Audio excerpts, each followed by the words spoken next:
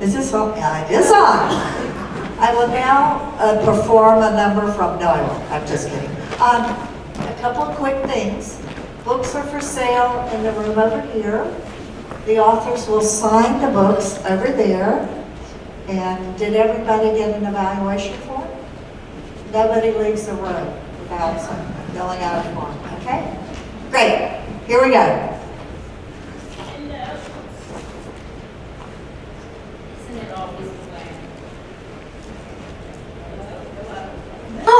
Okay, now, little delay. Hi, hello, and welcome to the Dark Imaginations panel. First, we're going to welcome our panelists. We have Sunny Moraine, and I'm probably going to slaughter some names, I'll just warn you now. She is a writer of science fiction, fantasy, horror, and generally weird stuff, with stories published in outlets like Tor.com, Clark's World, Strange Horizons, Nightmare, and Uncanny magazine. A refugee from academia and the possessor of a PhD in sociology, Sunny also writes, narrates, and produces a serial horror drama podcast called Gone, and served as a writer on the realm fiction podcast series, The Shadow Files of Morgan Knox. They live near Washington, D.C., in a house that may or may not be haunted, with their husband and 2 cats.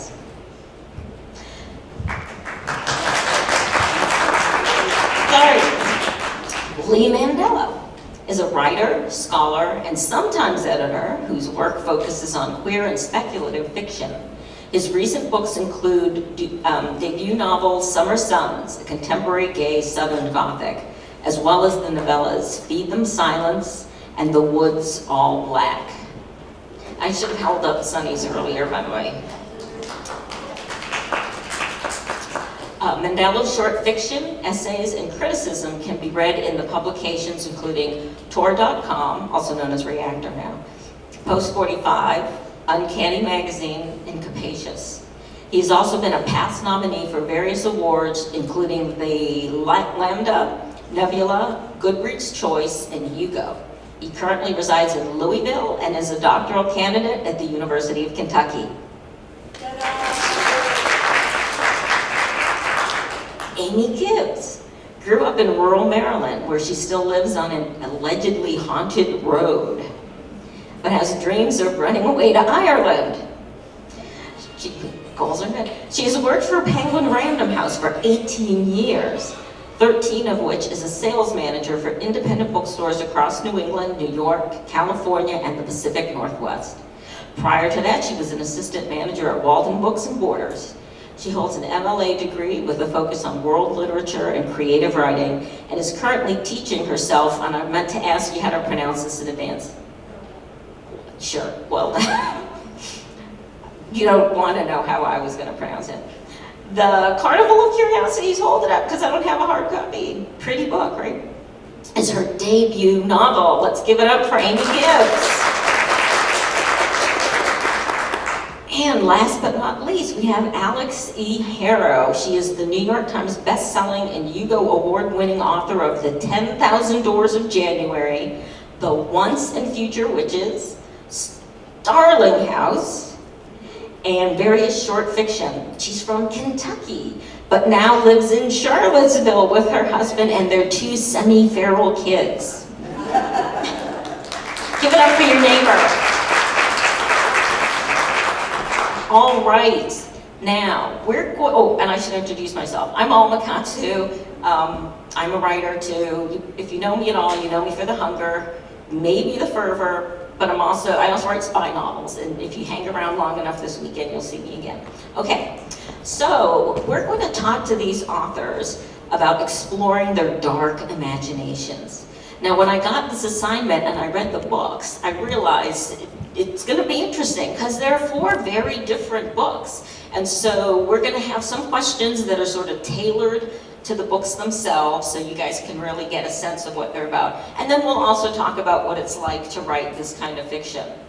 You know, we've got historical, we've got kind of quasi-historical, we've got contemporary, we've got magic, mystery, horror. There are gothic elements in almost all the books. We're going to talk about where they got these ideas and tease out a little bit about the darkness that's in their works and what draws them to the dark side. And I assume with a title like this panel has, that's why you're here. So just to give you an idea of what to expect in the next hour, we're going to have, like I said, a specific conversation about each book. And then we're going to throw it open and have a bunch of questions that we're all going to, talk about. And then it'll be opened up to the audience for questions. So I want you to be thinking about what your questions are as we're talking. I do expect you to ask questions, okay? A little bit of homework. But we're going to actually start with each author reading just a paragraph or 2 from their work to kind of give you that taste and whet your appetite for more. Sonia, do you want to start?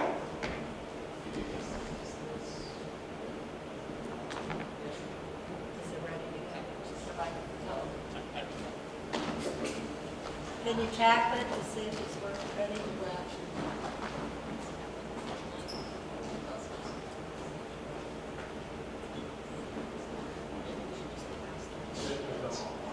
Okay. Give me 1 second here, please. All right, a paragraph or 2. Well, then I'm going to read the first 3 paragraphs of the book because 1 is long and 2 are very short, so it sort of averages out to 2. The sun is just beginning to scatter its light through the tops of the oaks when Riley throws her cell phone into the lake. If asked, she wouldn't say she's given this decision a tremendous amount of thought. Standing there on the bank with her boots half sunk in the mud, watching the spreading ripples where the phone went in, she realizes that it doesn't feel like a decision at all. It feels like the natural culmination of a long series of events, each gathering with the other into something with unstoppable inertia, rolling down the days and weeks and months. Didn't have a choice in it, she thinks. And the feeling of the solid little weight leaving her hand and the sound of it hitting the water with a soft splosh. It was just time.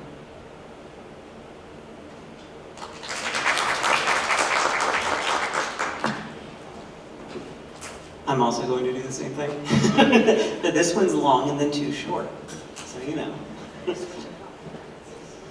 Kentucky, 1929.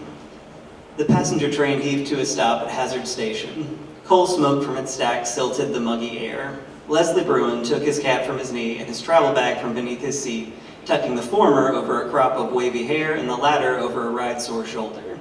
The train car, sleepy throughout the trek from Louisville, now bustled. Girls laughing, bags thumping floorboards, the cigarette man calling out to disembarking passengers. Leslie traded a quarter for 2 packs as he stepped onto the platform. End of summer heat hadn't cracked in the eastern counties, and a small crowd loitered in the station house shade, eyeing the new arrivals. Porters offloading luggage hollered directions down platform. With a sigh, Leslie turned toward the clamor to rescue his saddlebags. Ms. Bruin called a tall, sun-worn gentleman across the way. Miss was far from his preferred form of address, but Leslie pasted on a smile regardless as he recognized the speaker. Good to meet you again, Mr. Hansel.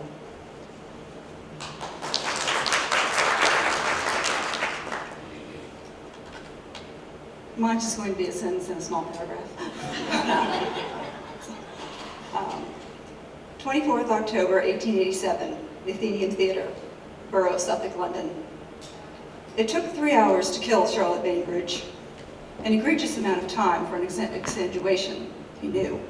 Any slaughterman worth his salt would have scoffed at anything beyond 8 minutes from first slice to last drop.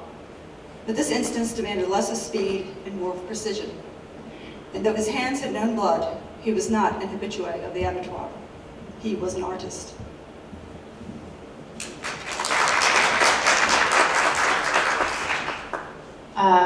All right, I'm gonna read a little bit more. I'm taking your time. I dream sometimes about a house I've never seen. I mean, pretty much nobody has. Logan Caldwell claims he ding-dong-dished the place last summer break, but he's an even bigger liar than me. The truth is, you can't really see the house from the road. Just the iron teeth of the front gate and the long red lick of the drive, maybe a glimpse of limestone walls crosshatched by honeysuckle and greenbriers. Even the plaque out front is half swallowed by ivy, the letters so slurred with moss and neglect that only the title is still legible, Starling House.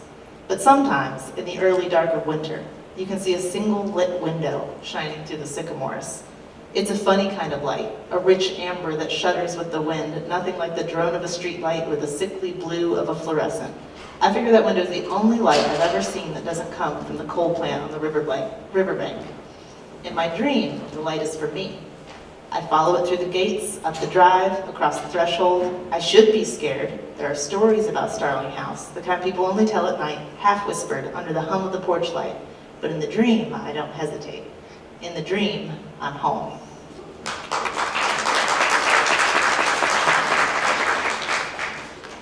All the microphones are working now. Okay, thank you. All right, so now you got like a little taste of their voice, but you don't know what the books are about yet. So let's get into that now, and we're going to start with Sunny, Your Shadow Half Remains. So in your story, the world has been infected with a new disease that has to do with sight. And in this world, if you look into another person's eyes, you will go insane and kill yourself, and possibly try to kill the person who's looked at you. Your book's been described as COVID literature, as an exploration of this weird and horrible experiment we've all been subjected to for the last 4 years. But in your book, it's less about the disease than it is about the effect on our humanity. It seems to be an exploration to the meaning of loneliness.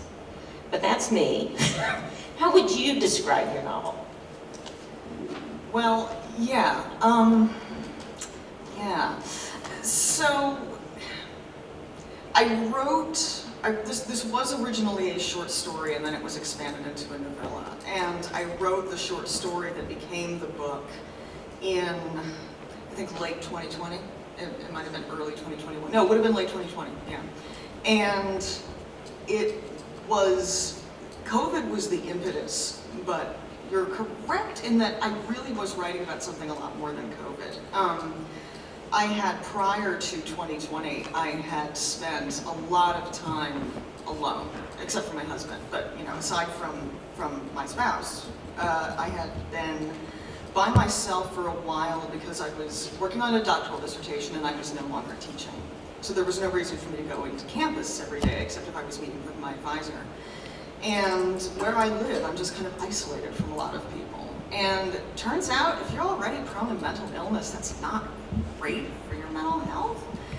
And I had sort of been working through that in a lot of my fiction before 2020. And I had also been working through sort of the existential horror of intimacy. This is where I always have to tell people my marriage is very happy. We're fine. It's fine.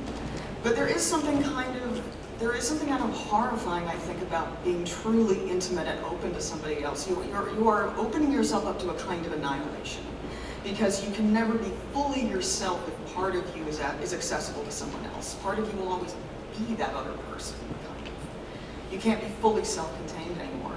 And when suddenly we were all kind of experiencing a really intense acute loneliness, and also contact with other human beings outside our little bubbles became fraught with lethal danger, it was like suddenly I was able to access a part of my own experience that I've been kind of dancing around the edges of but not really sure how to fully articulate.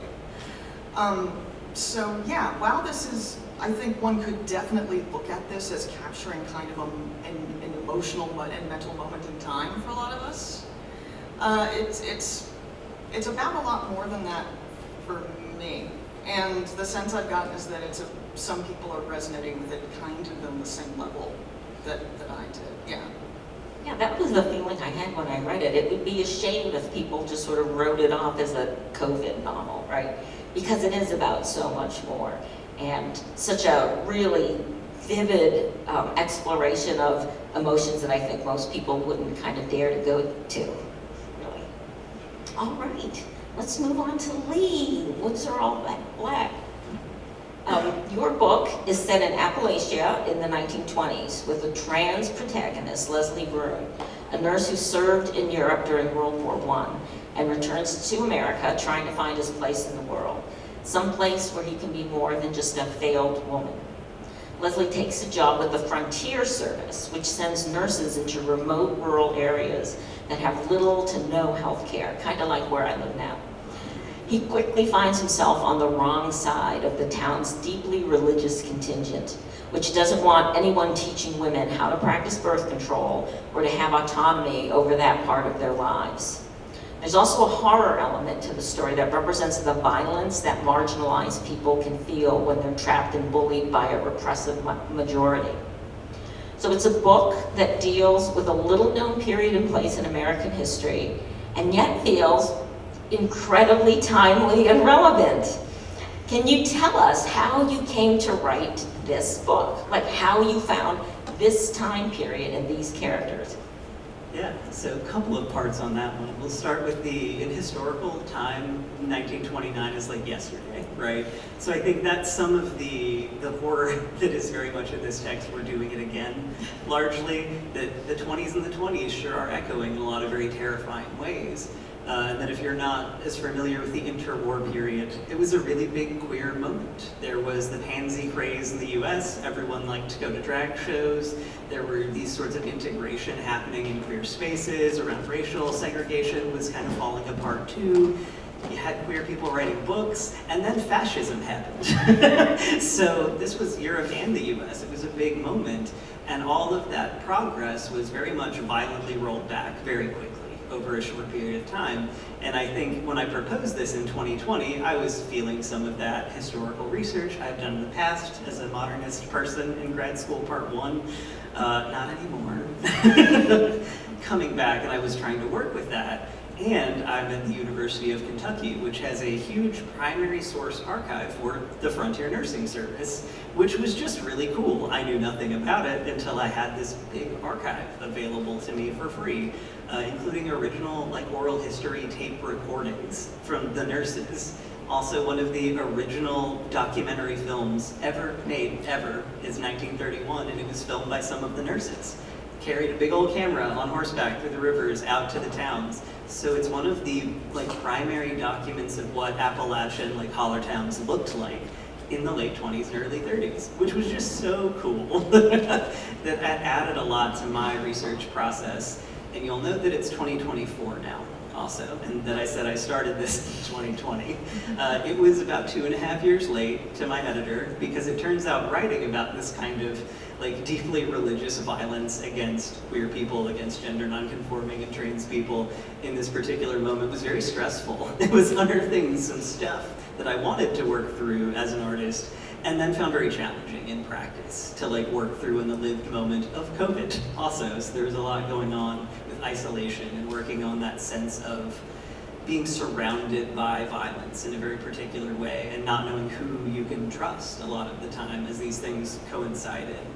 So that all went into this, but lest you think that it's kind of a hold downer, it's very much in the tradition of rape revenge stories, bashback stories. It is a feel-good book in a certain sense, if you've ever wanted a little revenge. Well, I have to say, I write historical fiction, and it's mostly historical horror. And I really, really enjoyed your book. I mean, the research is so well done without, you know, feeling forced in at all. You just learn so much about the period. You're so immersed. The characters were just great. I also, since I don't, you know, I forgot to take my watch out, I'm not exactly sure. Somebody gonna give us like the 5, 10, 15, awesome. I don't want to take up all this time, but can you talk a little bit about that horror element? Because it's not like a horror trope. And when it was first sort of being introduced, I'm like, where is this going to go? But by the end, it was just so fitting and so perfect. Yeah, so the tagline that my wonderful editor came up with is on the front of the book. When they call you a monster, show your teeth. And it is a bit of a shapeshifter horror situation, but in the positive way. Like, if you've ever, as a queer horror fan, really identified much more with the other, the monstrous, that's who you're also rooting for here in a lot of ways. And it's looking at how some of these things we try to expel from normative society actually can be a source of power for you if you embrace your body, your desire, what you want to do with it, and who you can get back at with it. And I think that that is the horror element people expected to be the scary part, because there's some buildup, like, ooh, there's a bad sinkhole, you gotta have sinkholes in like Appalachian horror, they're everywhere. And then that kind of turns, I think, and I won't spoil too much of it past that, but I do think where the horror comes back is in the people. It's just your average townsfolk. So I think I was braiding those together with what your expectation is of a monster story, and then kind of flipping that a lot on its head, I would say. Yeah, it was really, really well done. Like, you know, the question I get a lot, and then we'll move on, is, you know, why historical, right? What really surprises me, like my first book was about the Donner Party, talk about a downer, right? And then the second one was the Titanic. And the question I always get is, why now? Why are you telling that old story now? And the thing I find is, you know, you're always seeing that the relevance to what's going on in our country today, the attitude people have to other people, you know, the politicalization of things. It's not just for this era, it happens over and over again. And after reading your book, I was thinking, like, couldn't you just like stab your finger anywhere on the timeline and we're gonna find these echoes of today? Quite possibly. I see a lot of heads nodding. Okay, we're gonna move on. Amiee Gibbs, Carnivale of Curiosities. Your book is like pure pleasure, right? It's got all these elements that readers just love. It's a historical set in Victorian London. It's about a carnival or circus of fascinating characters. It's full of mystery and intrigue and magic and the unexplained, and you're all salivating right now, I can tell. It's also full of a lot of interesting little known historical facts, but it's also full of darkness. Characters who have dark pasts and commit dark deeds. Can you tell us a little bit about how you came up with this story and how you decided how dark to make it? Well, when I first started this, I was actually working on a mystery instead. This was back in 2012, and it was actually a friend of mine suggested we do a NaNoWriMo thing. But instead of following the full rules of that, basically just put aside what we were working on and try something new. So I put aside what I was working on, and then I started to think, well, I've always loved the Victorian period. It's such a rich era of time to play with. There's so many different advances that are going on. You've got this in science and medicine, you know, fashion, and everything. But there's also a sort of primitiveness at the same time. So you can kind of like play with those. The idea of setting it within like a theatrical carnival setting, again, very fascinating characters, but seeing how, one thing I wanted to do with this book was to make sure that characters had dignity. And that's something that often wasn't shown to the actual performers during this time. They were just basically bodies to the show. And with this, I wanted to show people with dignity. So even though they had differences, they were still very much able-bodied, very much individuals.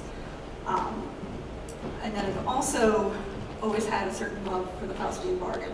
Yes. Definitely. Ever since I first heard Robert Johnson, Rosser and Blues, that is what entranced me long before I ever read Faust. So I definitely wanted to play with that. So that I had all the elements were there, but I didn't have a story. I didn't have anything I knew what I was going to write about or how to put it together. And it was really, I was sitting at work one day, and I always keep a blank Word doc up just in case an idea came to mind. Fingers crossed it would. And the phone rang, and it was my ex, who was with the year before. And he was just calling just to inform me that he was engaged. For whatever reason, he decided, oh, you know that. So it was we hung up, and I don't know where it came from or even why it popped into my head, but a single name. And I typed it in the computer, and the name was Aurelius.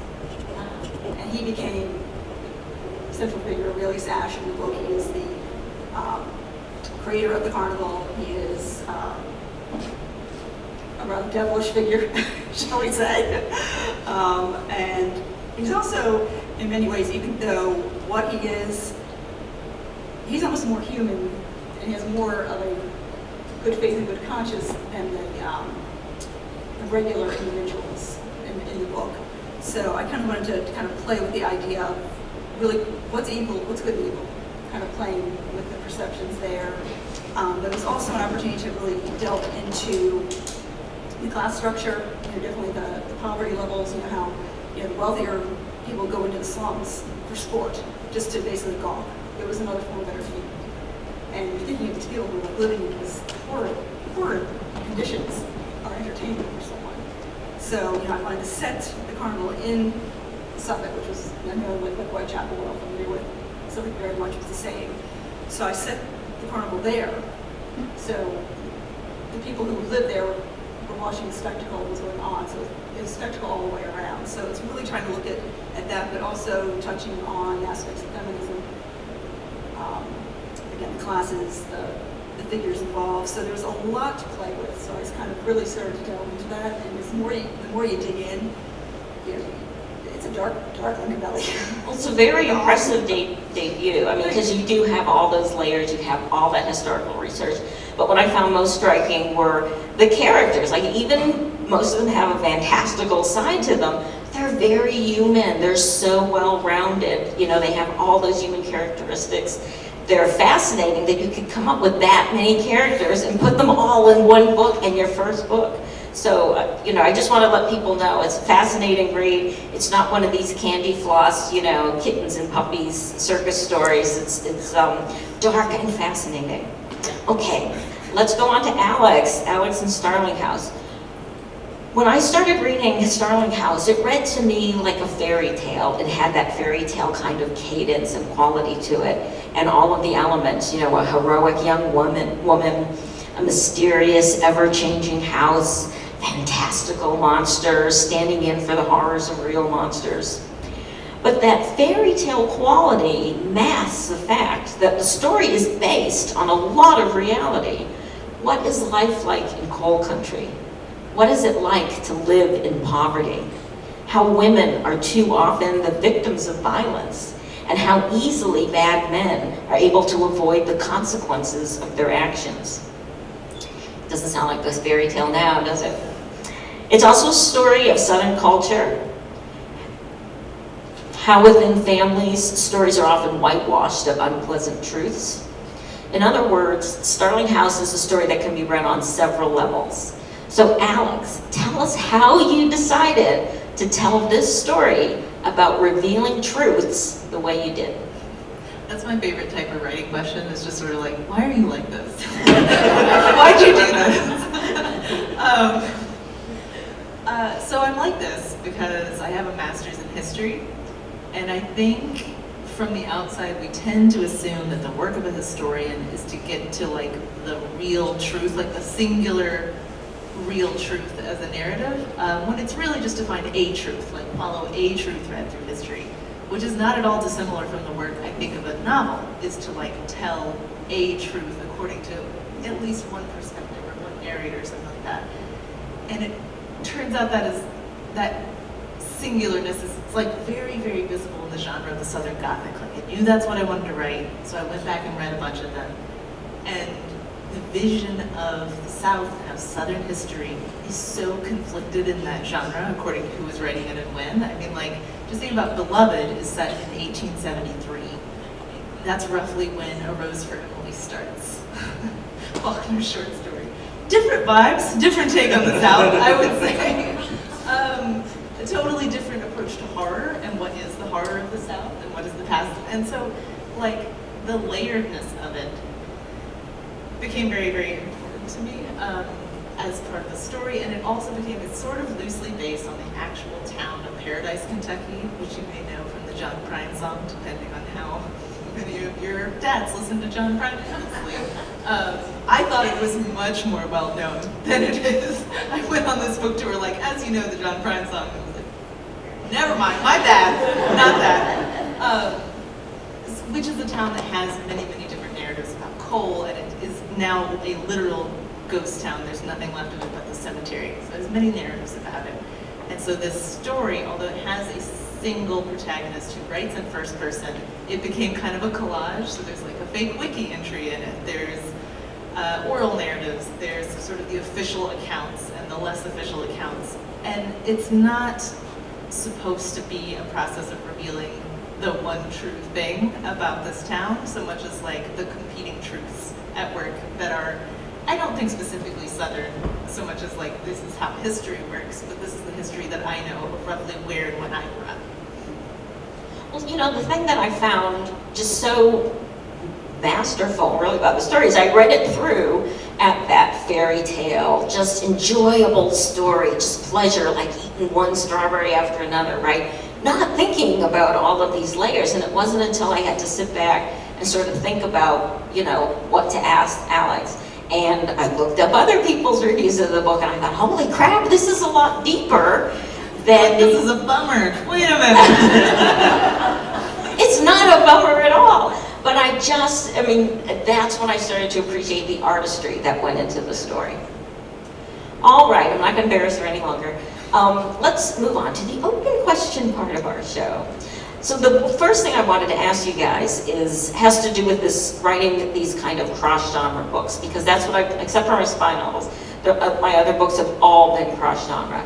And it's really hard to promote cross-genre books, even though those are exactly the type of stories that so many readers love. I mean, when I was working on my first book, the Audrey Niffenegger book, what was it? Time Traveler's Wife, broke through. And I could tell you the whole story behind that, right? It started with the indie press and everything. It didn't start out as a blockbuster. But like, that's what I mean. Those are the kind of stories that capture readers' imaginations, and they want them. And that's the kind of book all these people have written, right? So how do you do it? How do you entice readers to pick up your book when, you know, we're all trained to go in a bookstore and go to the specific shelf of the things that we like, and here you have a book that can't just be categorized as only fantasy or only horror or only speculative. How do you have this conversation with your readers? Who wants to jump in? I think Lee wants to jump in. Okay. But does he? I could do it. Okay. So, two angles on that, I think. One, I don't know that you have a lot of control, frankly, over like how a reader receives the idea of your text. We live in an age of marketing in a very particular way. But what's fun about that, I think, writing very cross-genre work, is that you can hit multiple different avenues that way. So Summer Sun's, my debut, you can get it as like, it's queer campus fiction about grief and there is a ghost, but you know, you can angle it in the lit way, or you can go full, it's a Southern Gothic. That is what I think it is.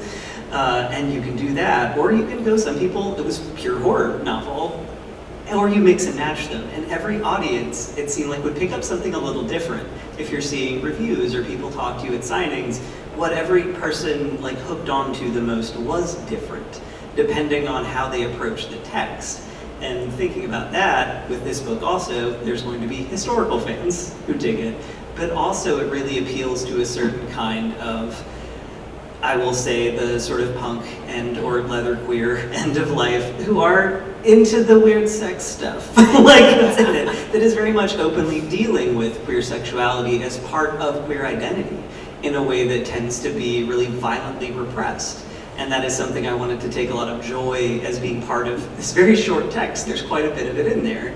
And also a T for T, sort of different ways of being trans between the two protagonists.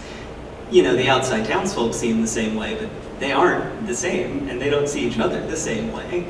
So how those things work. So those audiences are all looking to something different in the text also.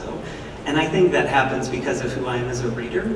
I kind of note as we're going down the table, a lot of academics, a lot of nerds here in a good way, that you sort of end up developing this unspooling interest in a lot of things. That's how you end up in academia. It's not like it's fun to be there if there's something a little wrong with you. Like that you can't stop looking for information or more things to know. So I think as a reader, I'm wildly cross-genre. I like visual art, I like poetry, I read lit, I read classics, I read whatever. I try to read in translation a lot, because you see English differently when it is a translated English-like text. And that comes out in the art, I think, that if you just have all these things to pull from, you get to put more stuff in there.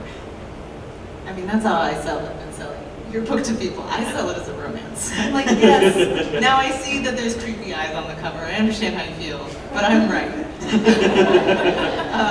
I do love that you have written, I would say this counts sort of as Southern Gothic or like folk horror in that side of it. But Southern Gothic is not something that your publishing marketing team wants to hear you say. Nope. Their faces are like, that is not a shelf on a in a bookstore. That is a nerd word. They don't love it. It is not clearly in a genre for them, but that is 100% what I wrote. Like, knowing the genres and the books that you're speaking to as an artist is very different than the marketing conversation. Yeah. And to that, I'm just like, that's none of my business. Yeah, maybe it was an unfair question. It's just something that I have struggled with for so long, and I'm hoping somebody else has the answer. And I guess just reveling in your artistry is the answer. Making your publicist sad. Well, maybe you don't know this yet, but if you make them sad enough, they'll stop talking to you. 8 books later. Oh gosh. Yeah, please. I just to kind of jump off of, like, I think, yeah, like your thing, the thing you said about how you don't really control how a reader is going to respond to the text that is in front of them. I've actually run into that a lot with this book because it is being marketed as just kind of straight up horror, and it's being marketed in reference to 2 very specific horror properties, which I kind of was like, oh really? When I first saw them. The Bird Box thing, absolutely. The Last of Us, not so much, but like, it's, the thing about genre is that it is so much about marketing and it is so much about setting up reader expectations. And sometimes readers love when those expectations are subverted, and sometimes they really don't. And you don't control that. So, almost something that you mentioned was that what I wrote is not really about the disease, it's more about the loneliness. Some people have loved that, and some people have actually not responded terribly well to that, just to tip my hand. Like, they've been like, I want to know more about the disease, I want to know more about the world building. And it's like, cool, but that's not what I wrote. That's just not the book I wrote. I wrote about people and about desperately needing to connect while not being able to. It is kind of romance also. There's a heavy romantic component to it. And yeah, I've personally, this is not an answer, sorry, but I personally found that, like, I'm struggling a bit with trying to convey to the reader what they're actually going to be getting if they pick the book up, which is not necessarily what they might expect. I think what you hit on, and I'd be interested to hear other folks' experience, is it surprised me at first, but now it seems to always happen. There's just a small percentage of the audience that isn't willing to meet the writer where they are, right? Like, they have expectations. And all of them have Goodreads accounts. Yeah, you know. A friend of mine put it this way, it's like, you know, that's an excellent rake, but it's not a shovel, and I want a shovel. Well, I made a rake, I'm sorry, you know. And it isn't the majority, but it does seem to be the ones you hear from, and it just makes it tough on you as a writer, right? Because you want to give them this story that's probably very original in some ways that you know will delight them if they just come and meet you on your ground. Did you want to add anything there? No, okay. I don't blame you. I think we're actually starting to run out of time, like 15 minutes. Do you have time? Sure, so let's You have go to 15 audience minutes, questions. right. Yeah. And then if it quiets down, then we have some other questions, but I want to make sure you guys have an opportunity to ask your questions. Does anybody want to, you're all looking at me like I'm not going to talk. Usually we bribe people with like a copy of the book or something. Yes, ma'am, right there. Yeah, I'm curious. Obviously, you guys have talked a lot about audience and audience reception, and I'm not a writer, so I'm obviously not an expert, but sort of when you wrote these specific novels, did you have sort of an idea of who or like what types of people would really like synergize with them the best and really like pick up what you're putting down the best? Did you have like a previous self in mind, or like somebody, like did you kind of write it for someone, whether that's yourself or like a version of yourself in the past? I'd be really curious to hear like who you had in mind, if you had that sort of thing. That's a great question. It's the answer's gotta be me for all of us, right? Like, the only way you're getting through a whole book is if you're like delighting yourself, right? Like, actually, I really want to know what you think because you've been in the book industry for so long. Did that shape, like?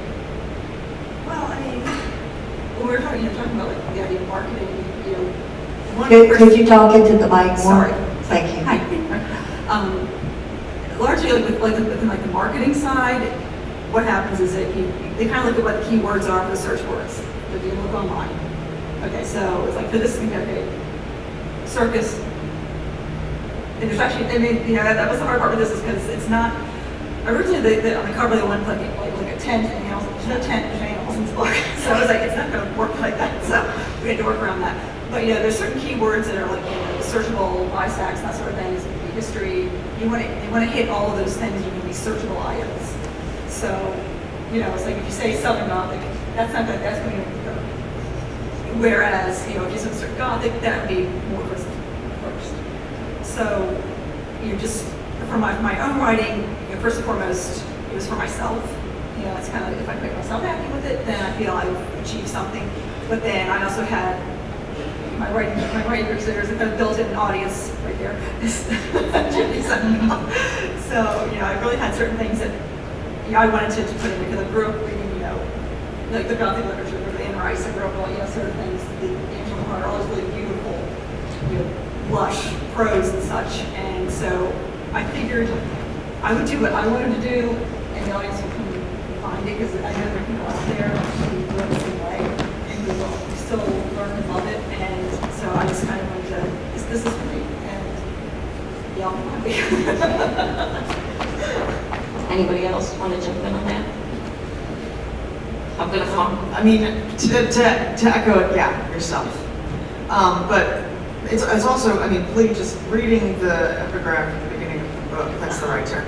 I mean, I was also thinking like, not just me, but like people who are feeling kind of gaslit by reality a little bit, who are not doing well and want to feel seen.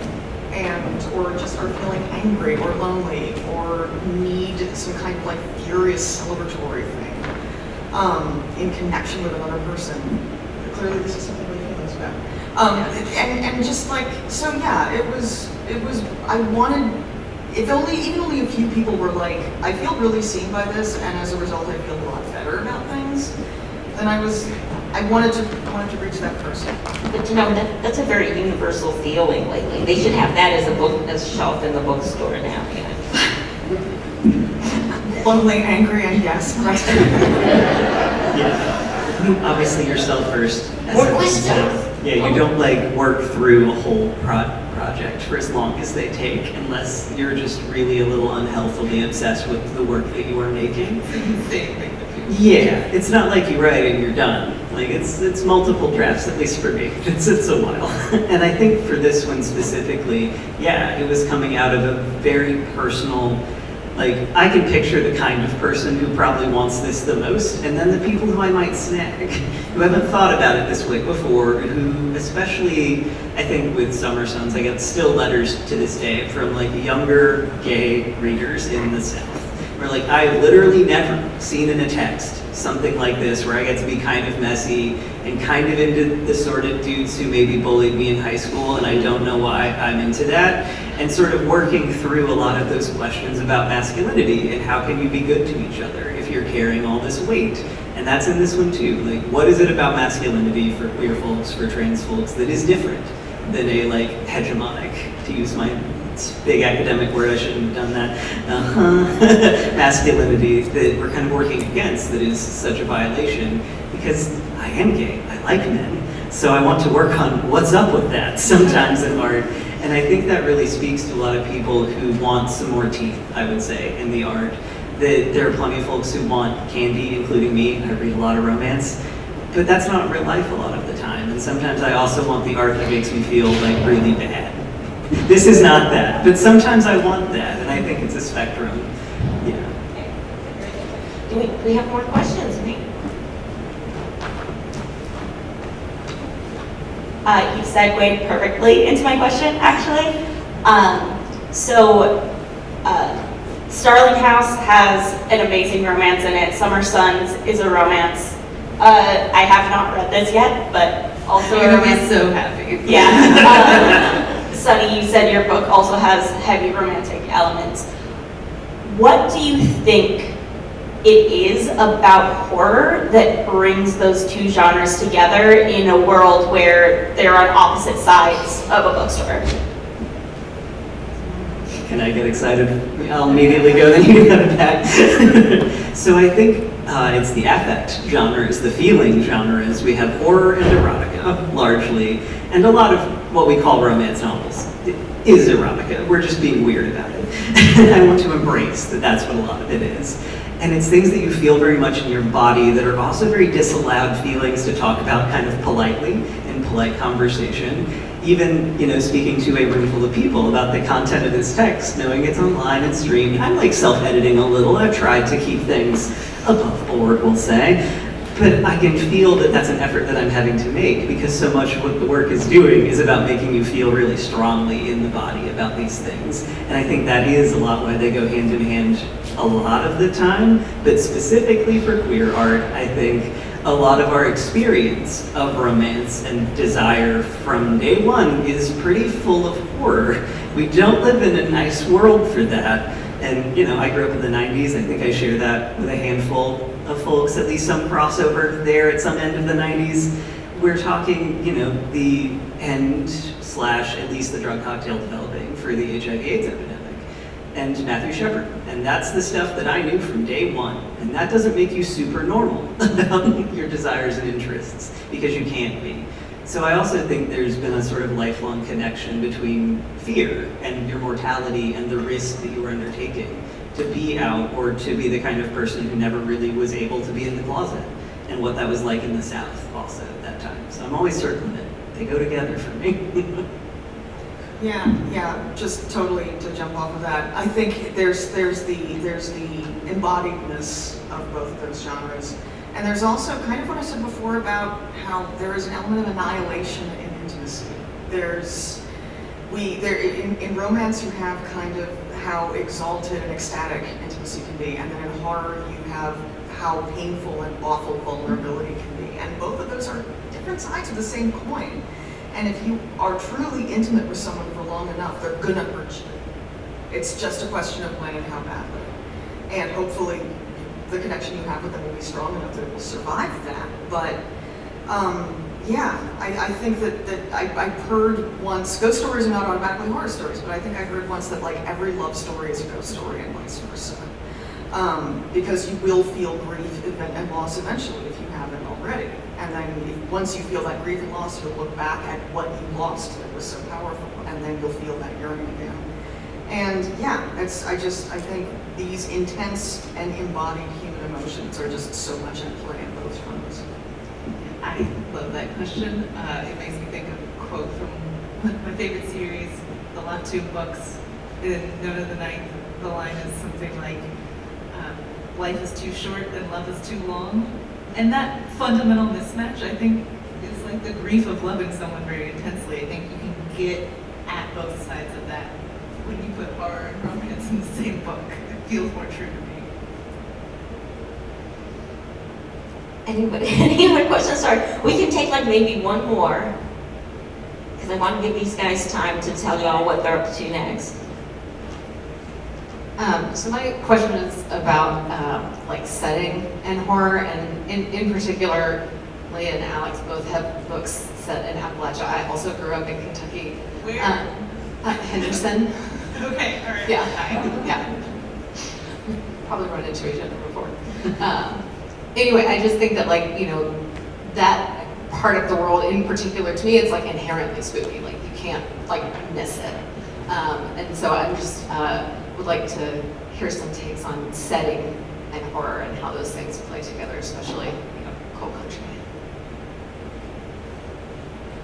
Yeah, Kentucky's terrifying. You're right. You're right. I mean, truly, I wasn't like, I'm going to write a horror or even a gothic. I was like, I'm going to write my Kentucky book. There is only one genre that truly can capture the South. It has to be full of horror.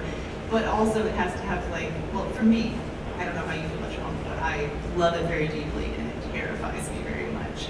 And I needed both of those things, and this is the genre for that. I think these books, we've discussed this also, are like weirdly very in conversation with one another, and we were, I think, writing them at the same time, but not talking to each other about them because we're both a little weird, I think, about the drafting process. And then reading Starling House, I was like, oh fuck yeah, this is great. And it's also very much, I think, dealing with that same sense of the land. Like my favorite little fact is the Appalachian Mountains are older than bones. There were no vertebrates yet when those happened, and I do think you can feel that. I think you end up superstitious if you're from Appalachia anywhere, not just Kentucky. Like, even the upper portions, same vibe, different flavor. And I do think, especially with the Southern Gothic of it all too, that is, if you have any concept of the history of the place that you live, and the blood that really went into letting you live there, especially like if you're a white person in the South writing Gothics, like slight call out for some people here, and you don't ever deal with the history that let you be here, and chattel slavery, and the displacement of Native I don't even Americans. think you've written the Gothic. I don't know what you've written, but it's not, the Gothic is to be concerned with what you have inherited. Yes, inheritance. It is all about Yeah. inheritance, and if you don't even know what we've inherited, then I don't know what genre you're How are you gonna write it? How are you gonna write it? Yes, so inherently spooky. We're all really superstitious. I say that I'm not, and then people who are not actually, like, hey man, no, you're really odd about a lot of this stuff. Well, I think next year you guys are going to have to do a panel on the Gothics, just a straight out panel on the Gothic. I'm going to wrap this up because I did want to give all these guys a little chance to say either what they're working on next or what's the best way that you can follow them and just be their, you know, fan forever. You want to start? Well, there's, I can't talk about the one other thing I've got coming out yet, maybe. Hopefully at some point I'll be able to. I just sent a couple of drafts to my editor. No news on that yet, but hopefully at some point. But in terms of where to keep tabs on me, my website, which I'm trying to actually do some more long-form essay writing for, is sunnymoraine.com. Social media-wise, I post occasionally on Instagram, but I have Twitter is dead to me. So, as it should be probably for most right-thinking people. So now I'm on Blue Sky under the name Dynamic Symmetry, which is pretty much my name everywhere on the social media. So yeah, I tend to be pretty active there. Otherwise, I'm trying to do less of that overall. Yeah, this will be the hints you can kind of put together, even though we haven't officially been allowed to announce it. My next thing is an anthology that we're editing with Harrow on called Amplitude, Stories of Queer and Trans Futurity. Yeah. Shortly there will be a full table of contents announced. It is done. You may have guessed someone who is in it, hint, hint, etc. But that was the thing I've been working on for like the past year or so. And we have a lot of really cool stories, some in translation from some very cool folks from other countries, in addition to a lot of familiar names, and American, queer, SF, and fantasy. So yeah, that's what's next. And my dissertation, if my committee is not there. And where can people find you? Just my name on all the socials. I'm out there. I think I probably still post the most now on Instagram, just because it's less scary. And Amy, what about you? Okay, you just did your debut. You know, don't just take a breath, but what's up next? Well, I'm hoping hoping to like really kind of start doing possibly a sequel to this to make out of duology. One day I hope to get back to the mystery I started many years ago. And there's another book that I have kind of in mind that I kind of want to draw a little bit. I call it kind of my Irish book, which would be kind of drawing from the historical story of Richard Clary, but then delving into the Celtic myths and such. And as far as contact, I mean, the website, AmieeGibbs.com, and mostly Instagram. I'm very into Gibbs. All right, Alix. Yeah, I'm on Instagram too, Alix Harrow. And if you really want to bum a publicist out, you make them sell a Southern Gothic. They're like, we did it, we got through it, it did okay, we're fine. And then you're like, the next book though is going to be a lady knight stuck in a time loop in an epic medieval fantasy. And then it's like, oh, come on, just got you this audience. And literally my editor was like, are we sure we want the next Alix Harrow book to have a sword on the cover? And I was like, I don't know. It's going to have a sword in the book. So it's up to y'all. Wow, that's great. That's great. Speaking of someone who writes two completely different genres, don't ever do that. They love it. They love it. They so love it so much. And speaking of which, just to let you know, if you're still going to be around Saturday, I'm going to be part of Crime Wave. I'm going to be talking about my spy novels. Thank you. 35 years in the intelligence business, that's where the spy novels come from. All right, what we would like you to do is hang around, join us in the back, come talk to the author in person, maybe peruse one of their books. You can get them to sign it, even personalize it, I'm sure. Thank you very much for coming. We really appreciate it.